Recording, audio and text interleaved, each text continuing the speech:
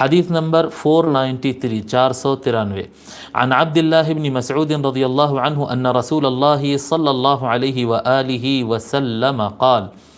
اول الناس بی یوم القیامت اکثرهم علی صلاۃ۔ رسول اللہ صلی اللہ علیہ وآلہ وسلم ارشاد فرماتے ہیں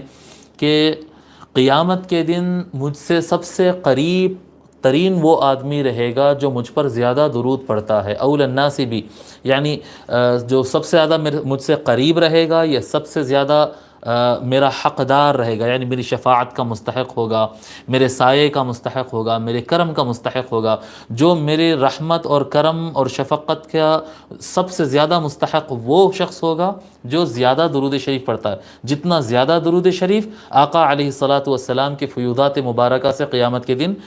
دنیا میں بھی، اور یہ اس حدیث شریف میں جو مذکور ہے قیامت کے دن اس سے استفادہ فرمائے گا، آقا علیہ الصلاۃ والسلام کے قریب ہوگا۔ ٹھیک ہے، اکثرهم علی صلاۃ، اب اس سے مراد یہ نہیں ہے کہ وہ قیامت کے دن درود شریف پڑھے گا، نہیں، قیامت کے دن تو سبھی سلام پڑھیں گے، جی قیامت کے دن سبھی لوگ سلام پڑھیں گے۔